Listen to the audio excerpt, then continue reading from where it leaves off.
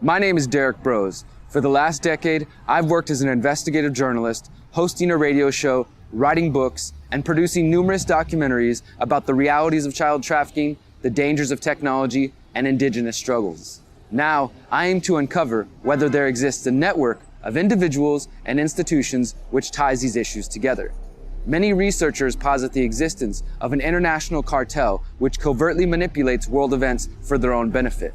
Are these claims simply fantasy and paranoid delusion, or is there truly an agenda to subvert humanity to the demands of the pyramid of power?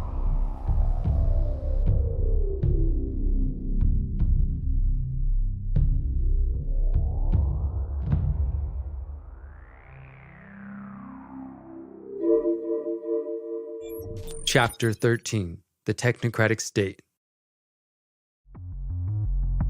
Up to this point, we have focused our attention on the various individuals and institutions which make up the pyramid of power. As we near the top of the pyramid and edge closer to the looming question, who is on top of the pyramid, we must first stop to examine the philosophy which appears to be guiding the actions of the inner circle.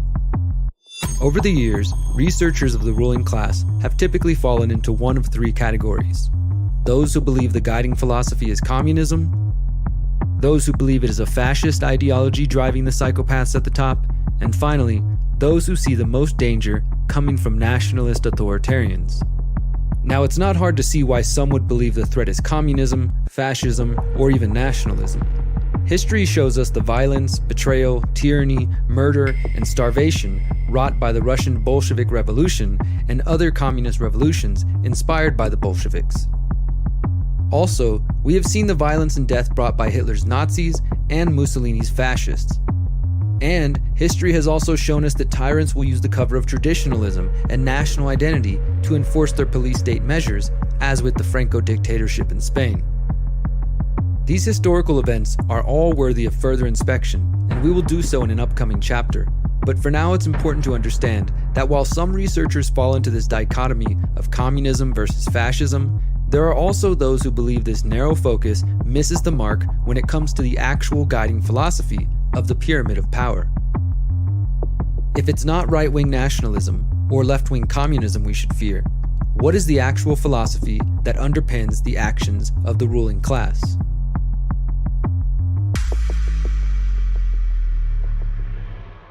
Understanding historical technocracy. In the early 20th century, a movement began to develop around a political theory known as technocracy, a system wherein management of governments is handled by technical experts, often involving technology-focused solutions. Early proponents of technocracy claimed that the concept would lead to better management of resources and the protection of the planet. However, this system of governance by technological experts and their technology would also involve a loss of privacy, as well as centralization of power and the management of all human behavior. In the early 1930s, as the United States population grappled with the Great Depression, many researchers and philosophers began to look for alternative ways of viewing society. Technocracy was one of those alternatives. The book, Technocracy and the American Dream, describes the beginning of the movement as follows.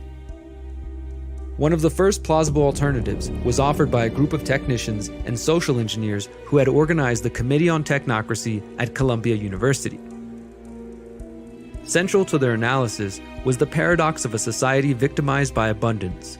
Science, engineering, and technology possessed the potential for realizing a material utopia, but, according to the technocrats, America's inefficiency in adjusting to the requirements of modern technology had brought about the Depression. Technology, they argued, required the complete reorientation of production and distribution along scientific and engineering lines. Researcher Patrick Wood is one of the first to take note of the importance of the historic technocracy movement. Wood had partnered with Anthony C. Sutton, the famous British-American economist, professor, and writer. Sutton himself produced numerous books explaining the intersection of powerful people and secret societies. In the late 1970s, Woods and Sutton co-authored 2 volumes of Trilaterals over Washington, focusing on the then new organization, the Trilateral Commission. It was Patrick Wood's studies of the Trilateral Commission which led to his understanding of historical technocracy. This is a system that was created back in 1930 at Columbia University, the seat of progressivism in America at the time. in the heat of the Great Depression, and a group of engineers and scientists at Columbia decided they could do better and that they would recreate an economic system that would replace capitalism and free market economics. They called it technocracy. It was to be a resource-based system, not a price-based system, where all assets, all resources of the world be controlled by them, the technocrats. It was an interesting movement in that they had no use for politics or political structures whatsoever. At the time, they wanted to have President FDR, Franklin Delano Roosevelt, do away with the political system, declare himself dictator, and just simply appoint technocrats to run the whole country. And they wanted him to dismiss Congress and all of Congress home. And I mean, it was pretty crazy back in those days. The most influential proponent of the original technocracy movement was a man named Howard Scott, a writer who founded the Technical Alliance in New York City in 1919. Scott believed that business owners lacked the necessary skills and data to reform their industries, and thus control should be handed over to engineers. In 1913, Scott and fellow technocrat Walter Rautenstrauch formed the Committee on Technocracy at Columbia University. The group would eventually splinter, with Scott leading Technocracy Incorporated and fellow technocrat Harold Loeb in charge of the Continental Committee on Technocracy. Both Rautenstrauch and Loeb split with Scott in part because he was militant about his technocratic beliefs, where the other two men could be seen as more moderate technocrats. Scott began to focus his attention on designing the blueprint for how such a technocratic vision could come to life. Between 1933 and 1936, the first outline of the Technocratic Society came into view in the writings of Scott and in the official technocracy study course edited and largely written by another technocrat by the name of King Hubbert. Hubbert and Scott assumed the preferred societal framework is a hierarchical organization. However, instead of businessmen, capitalists, or politicians, they believed it would be the engineers and technologists who operated a, quote, permanent, productive, and distributive system which will harness the energy resources of the country for the mutual benefit of the entire population. This self-perpetuating corporate structure, or technate as Scott called his organization, would be divided into functional divisions run by a divisional director. All of these directors would make up the Continental Control Board, would make, quote, whatever decisions pertaining to the whole social mechanism that have to be made. The Control Board would elect one of its members, Continental Director. This technician king would have the responsibility for the smooth functioning of the overall operation. In 1938, Technocracy Incorporated released a publication that further outlined its vision for a technocracy. Quote, technocracy is the science of social engineering, the scientific operation of the entire social mechanism to produce and distribute goods and services to the entire population of this continent. For the first time in human history, it will be done as a scientific, technical, and engineering problem. There will be no place for politics or politicians, finance or financiers, rackets or racketeers. Technocracy states that the price and abundance are incompatible. The greater the abundance, the smaller the price. In real abundance, there can be no price at all. Only by abandoning the interfering price control and substituting a scientific method of production and distribution can an abundance be achieved. Technocracy will distribute by means of a certificate of distribution available to every citizen from birth to death. The technate will encompass the entire American continent from Panama to the North Pole because the natural resources and the natural boundary of this area make it an independent, self-sustaining geographical unit. The book, Technocracy and the American Dream, provides some fantastic insights into the mind of Scott and the technocratic vision he proposed. One thing that is clear is that the technocrats were materialists at heart, finding little use for philosophy or virtue.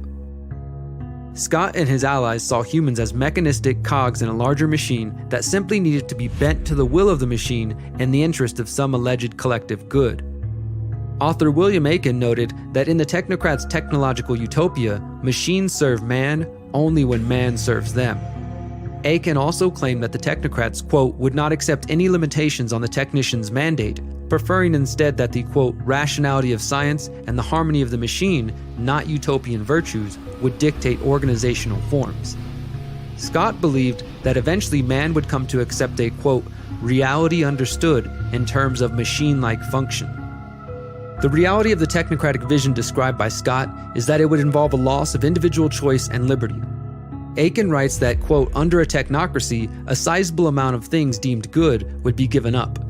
For those who desired a new society, the concern for the Commonwealth minimized outdated concepts of individual self-realization, responsibility for oneself, individual conscience, free choice, and self-expression. The whole liberal belief in the dignity and the worth of the individual. There would be no nonsense about individual liberty. He further notes that, quote, certain individual freedoms would be sacrificed to efficiency, and that an individual's job would not be their own choice, but would be, quote, determined by his abilities and the needs of the organization. The technate would decide how goods were produced, where to allocate labor and resources, develop and apply technology, and most of all, assure efficiency. Of course, consumers might have fewer options in the technocrats' marketplace because Scott imagined the technate would restrict many types of goods which involved waste and inefficiency. Aiken writes, quote, for example, since it would increase inefficiency to produce multiple models of automobiles or specially designed housing, these items would have to conform to functional specifications rather than consumer taste. If you are driving a non-official car, let's give it a new coat of technocracy gray. Aiken also wrote that the technocrats attempted to combine their faith in positivistic science with a mechanistic view of man and the dominance of technology into a functional ideal that resembled Aldous Huxley's Brave New World. Despite the work of Scott and Technocracy Inc., in the 1940s, mainstream interest in the technocracy movement seemed to dissipate. Some researchers attribute this to a lack of a coherent political theory for achieving change, while others say that President Roosevelt and the New Deal provided an alternative solution to financial hardship. Whatever the cause, technocracy ceased to be a topic of mainstream political discourse. However, this was not the end of the technocratic movement. The Technotronic Era. The ideas that underpin the technocratic vision received a notable endorsement in the 1970s with the founding of the Trilateral Commission and the release of the book Between Two Ages, America's Role in the Technotronic Era. The book was written by political scientist Zbigniew Brzezinski. Brzezinski was actually also involved in the founding of the Trilateral Commission as well. This was the beginning of a resurgence of technocratic thought. But in the early 1970s, it came back to life again with a vengeance. And then it was picked up by big money people like David Rockefeller and political ideologues like Professor Zbigniew Brzezinski, who also was at Columbia University at the time, by the way. They started a group called the Trilateral Commission, which was, they co-founded it, but they started this group that brought in members from Japan, North America, and Europe to foster what they called at the time a new international economic order. I did not recognize in the 70s what that meant, what new meant. I know that's silly, but I had no frame of reference, didn't understand historic technocracy at the time. But that's what they said, a new international economic order. Well, time went by and I did not understand it for a long time. I figured they're rearranging the deck chairs on the economic Titanic, so to speak, to play for them. But in the early, somewhere around 2006-07, I discovered historic technocracy for the very first time. And I immediately understood that this was the new international economic order that the Trilateral Commission was talking about in the early 1970s. As Patrick Wood notes, until his death in 2018, Brzezinski was a diplomat who ran in the same circles as David Rockefeller and former Secretary of State and accused war criminal Henry Kissinger. Brzezinski served as advisor to several presidents, from Jimmy Carter to Barack Obama. He was the co-founder of the Trilateral Commission and also a member of the Atlantic Council, the National Endowment for Democracy, and the Council on Foreign Relations. Although Brzezinski's Between the Two Ages substituted the term technotronic for technocratic, the depiction of the future is the same, a world in which the scientific and technological elite centrally plan the lives of all humanity. Essentially, Brzezinski's vision is a technologically advanced, authoritarian-style collectivism wherein individual liberties are subordinated to the apparent needs of the collective. He explains technotronic in the following way. Quote, the post-industrial society is becoming a technotronic society, a society that is shaped culturally, psychologically, socially, and economically by the impact of technology and electronics, particularly in the area of computers and communications. In the Technocratic Society, scientific and technical knowledge, in addition to enhancing production capabilities, quickly spills over to affect almost all aspects of life directly.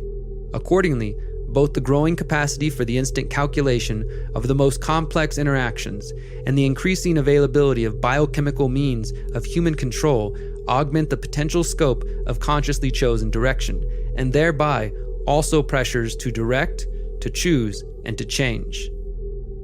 Brzezinski believes that, quote, persisting social crisis, the emergence of a charismatic personality, and the exploitation of mass media to obtain public confidence would be stepping stones in the piecemeal transformation of the United States into the highly controlled technocratic society.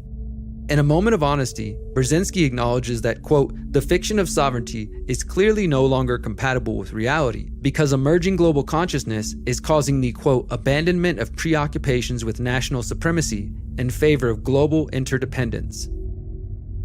Brzezinski's vision of the future was not mere speculation or guesswork. He was a member of the ruling class who spent his life using nation-states and the people within them as pawns in a chess game in which most of the players are dangerously oblivious to the reality unfolding around them. I believe that Brzezinski's book describes the world that is unfolding in the 2020s. After receiving the endorsement and promotion of Brzezinski, the technocratic ideals made their way to other international organizations like the United Nations and the World Economic Forum. So this was picked up and launched and moved forward through the auspices of the United Nations in particular. It became the doctrine of sustainable development, which is now all over the world. It's more recently become things like the phrase "Build Back Better," the Great Reset, or Green New Deal in America. We see all kinds of policies wrapped around it. Typically, the death of fossil fuels, oil, coal, gas, and restrictions on where we could build, where we could go, and stuff like that. All of these things are related to this now in modern day time. This is technocracy today that's taking over. It's not socialism, it's not communism, and it's not fascism per se. There are very significant distinctives with technocracy. China is a technocracy, by the way. You can look at China and get a good idea of what it looks like. You have total micromanagement of the population through technology. You have social credit scoring system that tells people what they can and can't do. And they get punished if they make a wrong move or they do the wrong thing or they talk to the wrong person or whatever. These things were unheard of 30 years ago. Today, they're commonplace and they're creating a lot of fear in the minds of people. So this is the environment that we find ourselves in today with this emerging scientific dictatorship that's got a hold of the whole planet. It's not just America. It's not just Democrats and Republicans, so we got to get over that part. It's global in nature today. The modern technocrats and the technocratic state. Now that we understand a bit of the history of technocracy and some of the ideas that it proposes, we need to examine the world of today, looking for signs of the technocratic influence. Let's start by looking at the wealthiest companies and most influential CEOs. These individuals are running companies that have amassed large amounts of financial wealth as well as unfathomable amounts of digital data on all of their customers. From Jeff Bezos at Amazon, Bill Gates of Microsoft, Mark Zuckerberg at Meta, Elon Musk of Tesla, and lesser-known names at Google, Apple, and other tech companies. In fact, with his belief in technological solutions as the answer to all of humanity's problems, Elon Musk appears to be walking a path similar to his grandfather, Joshua Haldeman, who was a research director for Technocracy Incorporated of Canada and national chairman of the Social Credit Party.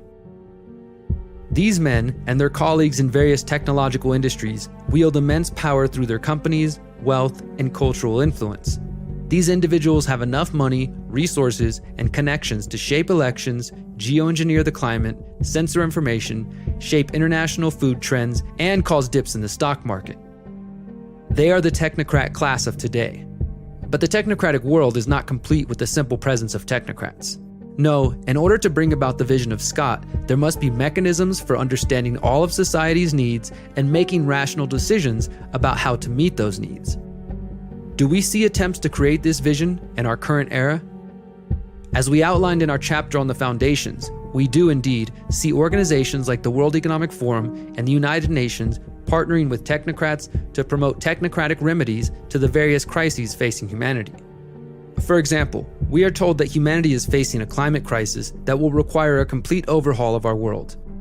The United Nations uses their influence with world governments to push them to align with the Sustainable Development Goals, a set of 17 goals ostensibly focused on fighting climate change, poverty, etc.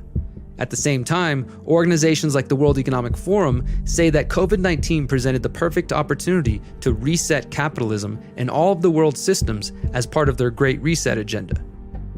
One of the answers being proposed to stop these apparent crises, specifically climate change, is to geoengineer the weather by spraying various particles out of the back of airplanes in an attempt to reflect sunlight and lower the average temperature on Earth. Technocrats like Bill Gates are using their immense wealth to finance projects like these, completely bypassing governments and giving the people no say in the matter altogether.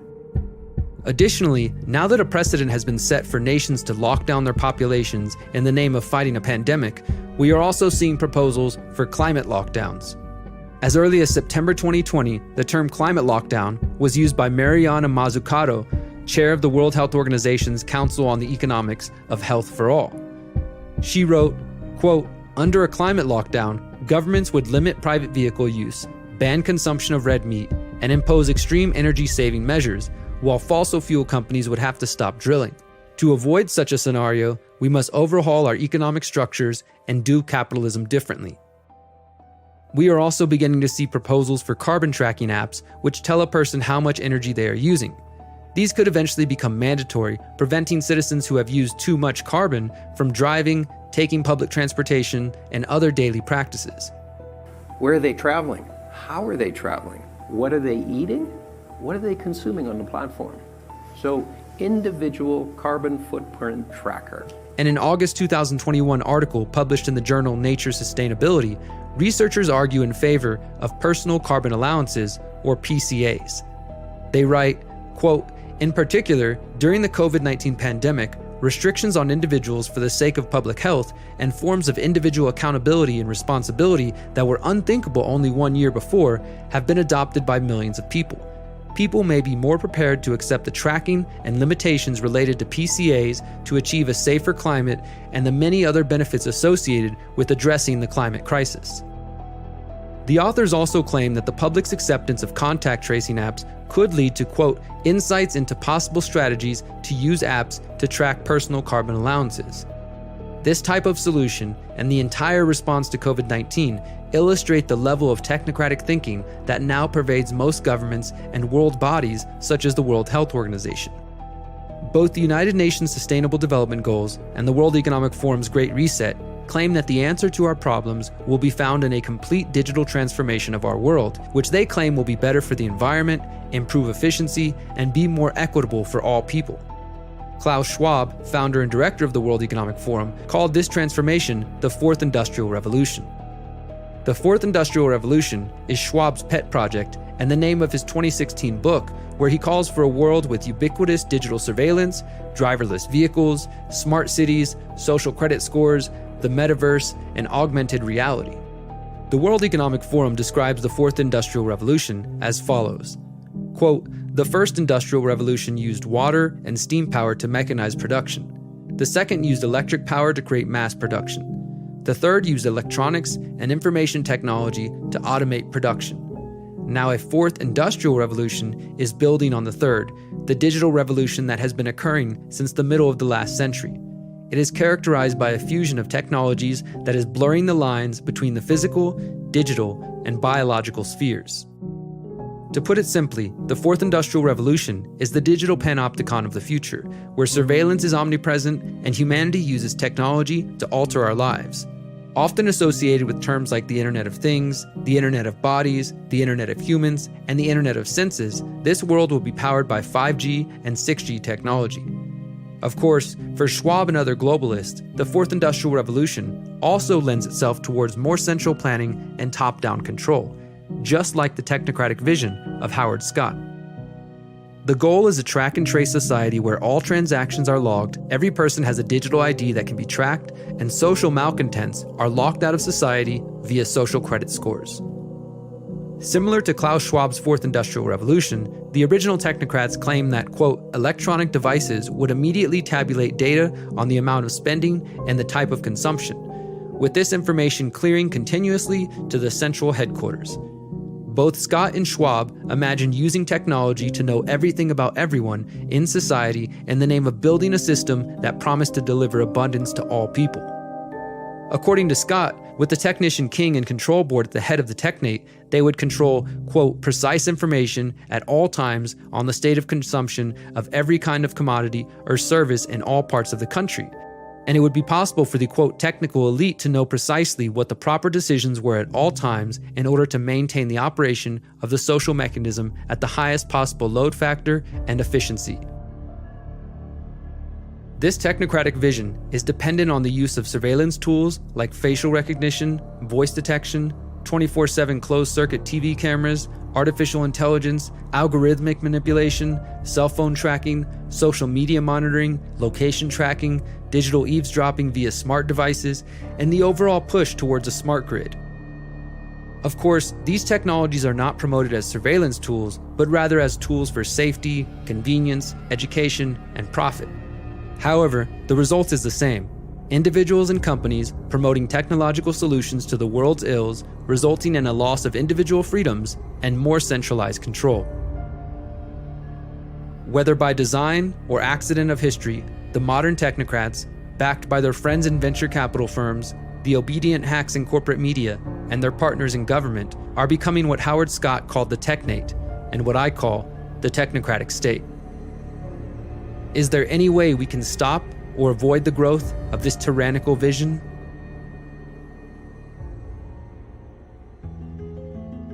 Solutions: opting out of the technocratic state. It's much easier to identify the dangers that lie ahead than it is to provide practical solutions that work for a broad spectrum of people. Inevitably, prescriptions for alternative paths will not apply to all people in all situations. With that said, there are indeed opportunities for potentially preventing the rise of technocracy. As we have noted in previous chapters, one of the most important steps we can take as individuals is to educate those closest to us. In this case, we can educate them about the history of technocracy and the dangers it poses for our future. This could involve sharing this documentary, printing out flyers with relevant info and passing them out at local events, and/or protesting the corporations who are investing in technocratic methods and technologies. Cracking through the veil of ignorance to reach the masses is absolutely necessary if we are to overcome the threat. Who are these global players that are trying to conquer the whole planet at the same time? That's the big question that we need to answer. And also, if we figure that out, I think we have, but if we figure that out, then we need to figure out what we're going to do about it. Because if we do nothing, not only is silence compliance, but they will win with their new international economic order, their sustainable development, their Green New Deal, their Great Reset, whatever you want to call it. They will win and we will lose. Patrick Wood also believes the answer lies in critical thinking. Number one, we need to learn how to interpret propaganda. The world is awash with propaganda. It's being controlled and manipulated by propaganda. And propaganda is a very specific type of misuse of language all around the world. It's intended to deceive the hearer, the reader, the listener. And propaganda is very deadly as far as the mind is concerned because it leads you off into believing things that simply are not true. We see propaganda on all kinds of topics, not just one topic. It's not just on, for instance, global warming or just about the pandemic and vaccines and this, that, things like that. The propaganda in the world today is just about every conceivable topic you can imagine. We need to learn how to see through propaganda, how to recognize it when we're presented with it. But the markers of propaganda are very clear, and they're not difficult to understand. The first part of the solution is to realize when you're being lied to and to reject whatever it is they're trying to shove down your throat. I tell people routinely, don't comply. Now, I have to qualify that. When you feel like you're being given a role to play that is unnatural in some way, don't do it. Just don't play that role. Be an outlier.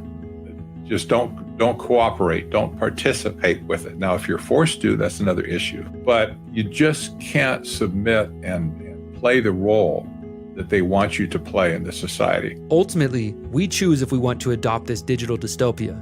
We don't have to accept every new upgrade or device. It's up to us to choose our principles over convenience. Now, there's lots of things you can do. We know, for instance, we know Google's a problem. Okay, don't use Google. There are other alternative search engines that you can use. They may not be as convenient. They may not be as nicely programmed, but don't worry about it. Go use something else. Don't comply with Google. They'll suck every bit of data out of you they can. They won't pay you anything for it, and they'll turn around and use it against you in some way. They'll sell it, of course, to the highest bidder, but they'll use it against you ultimately. Don't participate. When you see that they've got a role for you, don't do it. There's lots of other things. We could talk about things like cell phones. This is going to be an issue at some point, smartphones, because all of the smartphone providers are collecting data. They're turning these around as instruments of control. And we're going to have to deal with that issue at some point. Are we going to continue with smartphones, or are we going to figure out other ways to get around these behemoths? There's alternative solutions coming on. Mr. Wood is correct to question the assumption that humanity needs digital technology integrated into every aspect of our lives. While I wholeheartedly endorse and support the use of digital technology, we must acknowledge that this drive towards a digital world can only happen if we participate. Silent opposition and complaining on the internet are not enough. We must begin to lay the foundation for alternative parallel systems in the event that we cannot prevent the rise of the technocratic state. If you know for certain you don't want to participate in the digital ID initiatives or the digital wallet and central bank digital currencies, what is your alternative plan? Will you comply if your workplace adopts all digital forms of payment? Or if your bank allows you to withdraw funds only with your digital ID? Do you have a way to continue making money for yourself and family in these situations? We need to be honest with ourselves and think about what our red lines, our lines in the sand are. When is enough enough? The answer to that question will depend on your needs, resources, and community. We must build relationships with like-minded people in our local areas as soon as possible. The sooner we establish these relationships and begin growing our own food, exploring alternative physical and cryptocurrencies, creating homeschooling co-ops, and getting off big tech tools, the sooner we will see the creation of a network of communities which operate in a completely alternative, parallel economy with parallel institutions competing with the technocratic ones. One of the best ways to further the creation of this network is by joining the Freedom Cell network at freedomcells.org. Using the website maps, you can search to find individuals and groups in your area who are also looking for like-minded people. Once you make connections, begin meeting in the real world to establish real-world relationships. As a group, begin to set goals focused on getting off the mainstream control grids. The Freedom Cell Network, along with similar organizations, are helping to lay the foundation for the parallel systems of the future. In short, we must begin to exit from these slavery systems and build the foundation of the world we know is possible.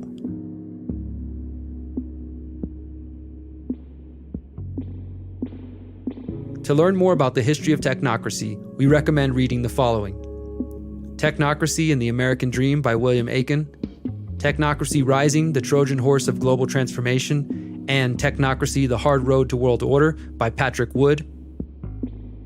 For a deeper look at solutions for fighting the technocratic state, read How to Opt Out of the Technocratic State by Derrick Broze.